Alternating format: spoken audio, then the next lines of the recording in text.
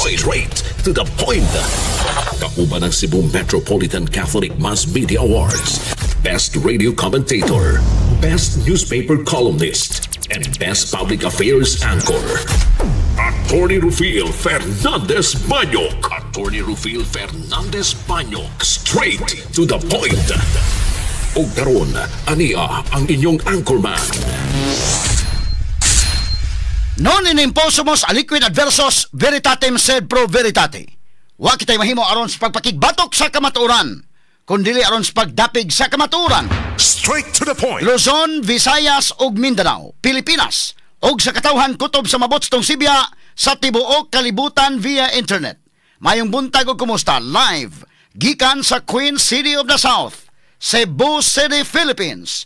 Welcome nining atong tulumanon ug inyong tulumanon.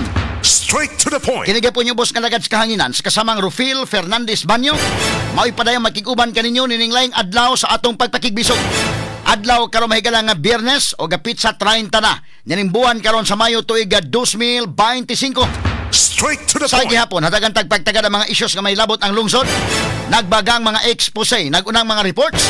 Dinhi lamang gihapon mga higala sa atong paguban-uban. Nining atong tulumanon ug inyong tulumanon. Straight to the point. Nagunas to may skutaran karon nga buntaga mga higala. Dakbayan sa Talisay nitala sa labing unang kaso sa monkeypox. Straight to the point. Bida ni mga higala lain na po ning problema nato mga kaigsunan, no? Og matod pa mga kaigalaan na matay ang pasyente apan giklaro ni Talisay City Mayor Samsam Gulyas nga lain ang hinungdan sa kamatayon ni ini og dili kadtong impox. Straight to the point. Pero unang nakonfirmar matod pa, unang natala matod pa, dili ni confirmation gyud pa, indaken. No? Kay kini ang dunay namatyan pero dili man ang namatyan kini maong monkeypox, Pero natala diha mga higala, no? Ato ni tagad pagtagad kay porbida. So careful ta, no? Kay ni anapod ni mga higala in taong problema mga sukid tigpaminaw. Daot unta nga makakita mga higala og panagang ang ato mga eksperto sa blabot ini mga suking tigpaminaw. Straight to the point. Sa dakbayan sa Lapu-Lapu gipahibaw sa ilang City Health Office nga ang tulo ka mga suspected nga kaso sa mpox na matud-an nga negatibo kini sa maong virus. Straight to the point. Og sa dakbayan sa Mandawi dunay usa ka pasyente usab nga guminitor nila karon. Samtang gipaabot usab ang resulta sa confirmatory test gikan sa Research Institute for Tropical Medicine kon RITM didto sa Kauluhan. Straight to the point. Mas mayo po unta kini manginani nga mga laboratory examinations nginani nga klase mahigala. Paspas unta mao man itong problema kanadto sa COVID sad mahigala bidan dugaya pa kaayo mga kaigalaan sa resulta. So karon careful ta kay ni ana po ning maong problema mga sukid tigpaminaw. Mga lokal nga mga kagamhanan dinhi sa Sugbo iyahay na og pagpagawas og mga advisory nga mag-amping og unsay angay nga buhaton aron di ta matakdan ining maong sakit. Straight to the point. Sa samang higayon na nawagan sab sa publiko nga dili magpanik subay sa natala nga kaso niini mahigala sa lain-laing mga bahin sa nasod. Straight to the point. Dito sa LGU sa Davao del Sur o lungsod sa Compostela sa Davao de Oro ni mando og mandatory nga pagsulob og face mask dito sa mga lugar nga dunay daghang mga tao. Pangpubliko nga mga transportasyon, sirado nga mga lugar o ubang lugar nga delikado ang pagtakod sa mpox. Straight to the point. So, kini mahigala balik ta og sulot og mask anay mga sukid tigpaminaw. Unya kanana ang labi na ko mga adtog mga lugar nga kuan. Kini ni ang mga lugar nga daghang mga tao, lugar mahigala nga kini ni ang dili mga kahigalaan maka lahos-lahos ang hangin. Masud ka mga higalag mga indoor nga mga lugar niya daghang tao, maniguro na lang yudaan. Pagsulot og face mask mga suking tigpaminaw. Straight to the point. Samtang sa pikas bahin ang atong pagpadayon sa mga higala sa isyo diri sa atong Cebu Provincial Capital. Straight to the point. Atong ipadayon karong buntaga mga higala og mao na itong gisuwat sa tong kulom karong buntaga sa pamantalaang The Freeman mga suking tigpaminaw nga unta mahigala mo ang atong mga sakop sa provincial board mobarog sila mga higala alang sa katawhang subuanon. Pero galing mga higala kining maong budget nga 1.2 billion pesos. Nabalik naman ni mahigala ngadto sa opisina sa gobernador kining maong request for further study mahigala assessment mga sukid tigpaminaw for further review and assessment mabutang nato nga og wala na ni dili na ibalik, mas maayo pod kay aron nga dili magkalisod ding ato mga board members nga ikumpruntase sila mahigalag asa sila mudapig ba sila ni Gobernador Gwendolyn Garcia or mudapig ba sa katawhang Subuanon. So kung dili na lang ni dayon ni Gwenday, mas maayo alang sa mga board members. At least maluwas sa mga board members kay kung ipadayon yun yan daang among-among mapugos yung mga board members o barog asa sila. Arriba sila mahigalang Gwen Garcia or arriba sa katawhan nga maoy nagtuboy nila. Katanig pagtagad lubuntaga mga sukit tig paminaw sa panuban usab nining atong tulumanon ug inyong tulumanon. Straight to the point. Atong gisuwat karon sa pamantalaang The Freeman nga kining mga board members do na pay panahon nga mo redeem sa ilang kaugalingon, no? Og patuo sila mahigalang integrity mo ni mauna porbida. Dugay ng panahon oy nga ang mga taong Subuano na sayod, gihimo mong rubber stamp dihang Gobernador Gwendolyn Garcia. Straight to the point. Wa pa gyud mga higalay transparency lahi mo sa city. Ang City Council klaro ginang Facebook Live nila matag session. Pero kadang inyo wa gyud. O dili ninyo tabangan sa Burgonya mao nang panahon na mahigala nga nag Facebook Live sila. Kay ilang tuyo mahigala nga ilang mahigalang imudmod, ilang gigang up mga kagalang sa Burgonya. Pero musumbalik nila ang tanan, katong gibuhat mahigalang board member Jimbo Burgonya, di naman to kinahanglan mahigalang kon mutan academic na. Una nga kana ingon sa akong i-withdraw, kanang akong resolution, wa naman ang supplemental budget day. Isibog man ang supplemental budget, di isibog pa unsa pa may atangan ni unsa pa may i-stop ni Jimbo Burgonya nga nisibog naman mahigalang 1.2 billion budget. Pero ilang yun mahigalang gi-take up kay gusto nila mahigala nga ilang purna si Burgonya mga sukit tig paminaw pero mubumirang ang tanan ngadto nila. Straight to the point. Labaw sa tanan, mubumirang mga kaigalaan kaysa ako nag-ingon. Isus, dugay na oy, kana bitos Davide. Unsa man ang pag-ingon ni Gwen, okay, kuhaan og pakos Davide. Ang trabaho ni Davide pagdukdok ng Sgawil. Unsa may gibuhat ninyo? Nabay usagod niya aron masabot na tong independente mo. Only in Cebu. O sa tanang mga vice governors, Davide ra gihimuan ana. Si Davide pud taon hisugot lang pud taon.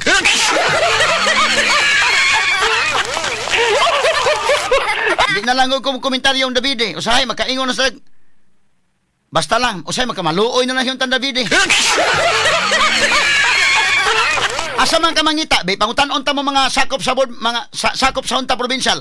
Sa tanan nga mga vice gobernador sukad sa katukuran sa Subo Inday kinsa may vice gobernador nga ikuhaan yung bako sa man Davide. Nga ang trabaho sa vice gobernador may galang pagdukdok lang ng kasgabil, di ka appeal sa deliberation, dili ka appeal sa debate, wa gyud. Kay ngano may mando ni Gwen, sunod mong tanan. Unya patuuhon ninyong publiko nga ang integrity, astilan oy. Pero na pa may panahon nga mo redeem siyang kaugalingon, Inig-abot mga higala sa saktong panahon kanaron og i-confront mo ang budget nga 1.2 billion. Sunod kanang panahon ni Pambari 4 aron makibaw-an asa mo laban sa mga tao ba mo o ngadto ba mo Gwen Garcia. Napay chance mo. Atong prangka-prangkalan nitong istorya mga higala ba? Kay mingon, patuo pa gyud niya. Kinsa mo patuo? Si Tining Martinez pa gyud. Jesus Ginoo.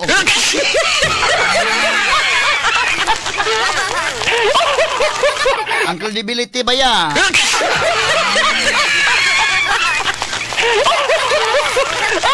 Mapatuo nga ang integridad Indaykin sa provincial board. Kanang tanan nga mga transaction siya. Nigawas bago na ako nakahibaw bago kung sa Davide day kaluoy day sa Davide. Giunsa man yung sa Davide mo na magbata taon ni sa elementary nga inyong bully, Straight to the point. Isa man ang mando, kang Gwen, isunod na po mong tanan. Tanawag ko nun ninyo, pamalandungin ninyo yung kaugalingon. Basig nagtuo mo nga, integrity mo na. Ang mga tao nahibaw, dugay rang nahibaw, wa gyud tao mubabag na sa kuan, provincial board. Unsay sulting Gwen kamong tanan. Hala, aleluya mong tanan. Straight to the point. Nya karon patuuhon ninyo nga mga Subuanon nga ang integrity ana. Pag ingon 1.2 billion, kwarta hisgutan paspas kayo. Wanyo tanawa na, ala ipugos yung Gwen. Certified as urgent. Unya ang question, kana yan transition team nakigtagbo na sa transition team ni Pambari 4. Straight to the point. Wala klaro ba nga kini nga tong gibuhat para ni sa mga Subuanon, magdali ta para sa mga Subuanon. Kung magdali ta para sa mga Subuanon ang iyang team, nakigtagbo na ba? Ngawa pa man, Saman kagahapon day, sa monitoring kagahapon day. Ang team niya kay gahapon request na matubalik tong iyang team nga makigtagbo na jud. City humana. Nagtagbo na ang team ni Archibald o team ni Mayor Raymond Garcia. Wagi problema. Nya si Raymond, nagaksanay na ganis lang Archibald. Very sports. Pero kining inyong amo des Kapitolyo, wagi yun. Unya, patuuhon ninyo mga tao nga para sa katauhan ni. Kay kwarta mo hisgutan, hala, paspas kayo mo. 1.2 billion ang hisgutan. Hala, certified as urgent. Nya kanang iyang transition team. Nakigatubang na ba sa transition team ni Pambari 4? Straight to the point. Para maklaro ba nga ang lihok para sa katauhan? Ala, gilampurnas nila niya ng lampurnas po. Isos Ginoo ko. Si Tining Martinez, may buntag nimo diha, board member Celestino Taning Martinez. Taning, Tining.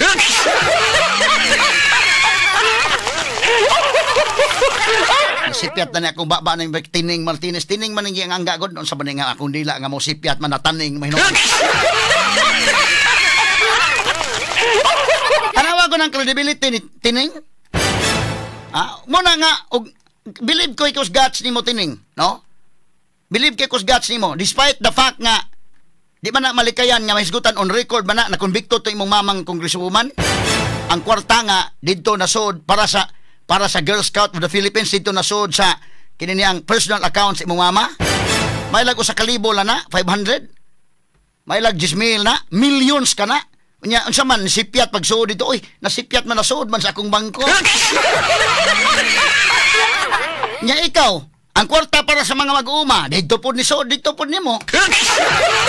Mabitan ng kumbikto mo sa Sandigan Bayan. Nya, patuuhon ninyo mga tao ngay nana, Esos Ginoo ko. Nya muna, akong tambag ni mo neng, grabe, believe ko sa imong guts. Hinahinay lang ka, lang ka sa likod. O pwede mo ingon kang Gobernador Gwendolyn Garcia nga, Gob, kanang ayaw lang kong pa atuba nga dito, Gob. Mo support ko nimo, moral support na lang ning ako, pero ari lang ko sa likod, Gob, ha?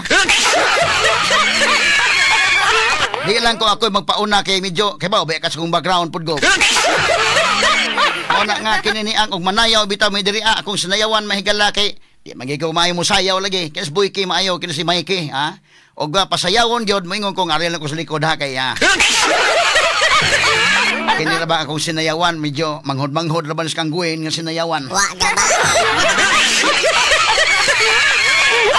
Ayo og paplastada diha nga ikaw gyud mag-una-una kay bida mapalikod lang kong kisos minya ha. Pero mo hangyo ko ilang ko pasayawan ninyo por mingon gani nga manayaw gyud ang tanan. Di gyud ko magpatunga.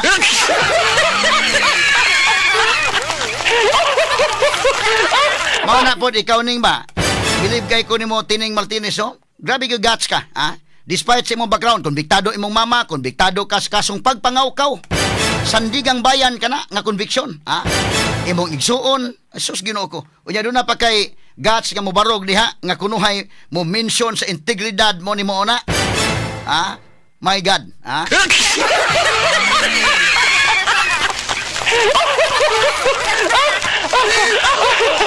So, og imong inyon kangguin, basin ha, kining may naligwa na laning budget unta. Pero pasar pa ganini by Monday, magatang me. Ha? Total nasugda naman na mag-live mo, ha? I-live na to. Ayon niyo i-live nga sa Borgonya ra may inyong tabangan. Kana. Every session ninyo. Ako mo hagiton nga mag-live ta, ha? Straight to para the point. Para makakita mang katauhan og unsa ni inyong gibuhat dinha, lahi mo sa Cebu City. Tiya mo na. Dinhi lang sa Cebu, dunay busy gobernador nga inyong unsa gyud nahitabo, unsa gyud niyo sa Davide town. Straight to the Ang point. trabaho ng Davide pagdukdok naman lang sa gabil, wa na may lain siyang trabaho diha. Pag preside, pagdukdok sa gabil, di gani makadebate, di gani pwede mo naog mo appeals deliberation. Straight to the point. Unsa man na? Kangguin na nga utok nya sunod ra montanan. Okay ba na ninyo? Ni ata sa richest province kuno nga naatay vice gobernador nga Hesus Ginoo ko. Inyong gikuhaan sa kinini ang gahom niya sa lahi sa ubang mga kwan. Si Davide ra gihimuan ana sa tanang vice gobernador Sugbo Indekin, siya ray nahitabuan ana. Wa mi kahibaw ana ka wa mo mag-live. Ug wa na ko pangutan-as Davide manghigala ana sa akong interview didto ni gawas. Nga inana din nahitabo tawo niya. Diyon sa man ninyo pamalandungi kuno ninyo taga kwan provincial board. Ayon siya, kapoy ka na patuuhon ninyo mga tao, isod pa man yung bulsa.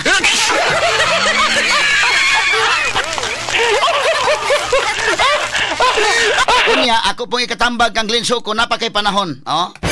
Kamong tanan, napa may panahon. Ang good news, napa may panahon. sa umaabot unya nga mga sessions o umaabot unya nga panggobyerno, napa may panahon dili sa ingon nga kon ako lang mo gitagaag sama nimo Vice Governor elect Glenn Soco, ayaw kayo bisan pag unsaon pa nimo diskarte nga maayo kamo dag diskurso da bisan unsaon pa. Ayaw kay butang ba gamay delikadisa, statemanship ba? Nga ang dakong pahat sa kwarta ana tugpa sa mga opisina nya ikaw gid mo mangisog din ha.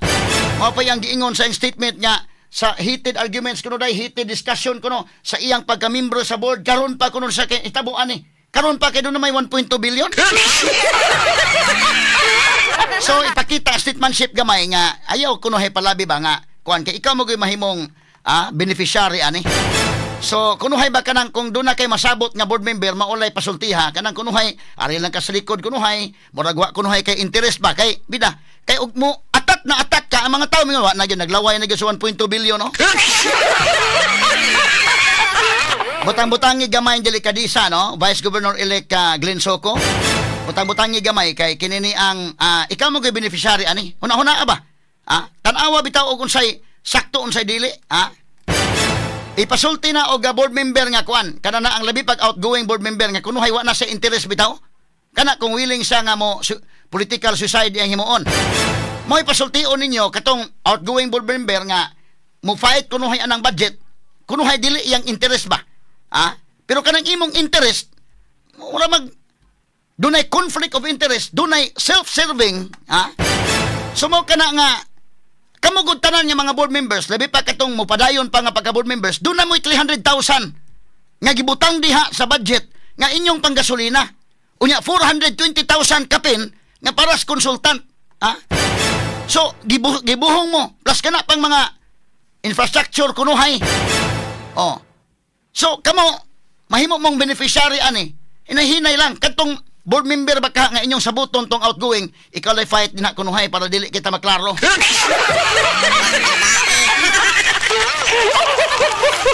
Pero kung para ni sa healthcare ako mismo tug-anan tamos tinuod from the bottom of my heart kung para ni sa healthcare ipagpalit nig tambal kining 1.2 billion ako mismo moingon ipasar na paspase paspase. Pero para sa mga infrastructure project hasta pag ganing taon gigamit ninyo nga ni board member Sino o ni Sanchez para na gyud ma-justify nga kunuhay para sa renovation. Jesus Ginoo ko.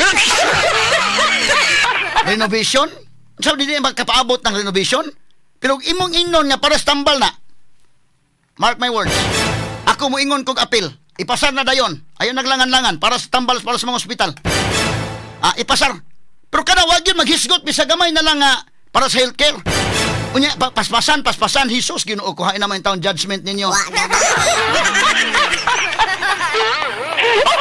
Pero ang good news diha, ako nang gisuot sa kong kulom karong buntaga, karong adlaw sa pamatalang The Freeman. Ang good news diha, doon na pa mo'y panahon nga mo redeem sa inyong kaugalingon. Straight to the point. Sa Pikas Bahin, mga higala, yan na yun, Stevis, mga kaigalan, nadakpa na yun, na uli na sa Pilipinas. Congressman na Arnie Tives. Daghan kitag balita ron mahigala hasta pod si Major General Nicolas Torre karon na PNP chief na.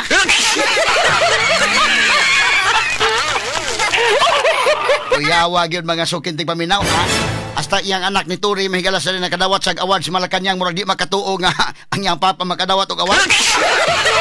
Karon PNP chief na gyud mga higala.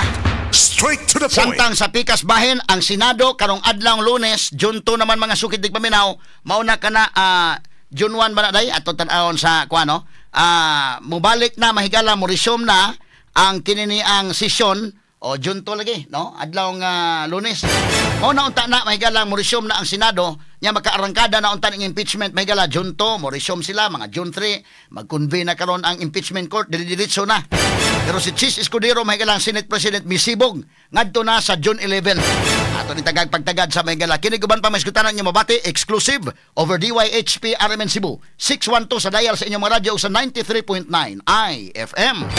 Serbisyo publiko gikan sa mong lugar sa kanunay DYHP #1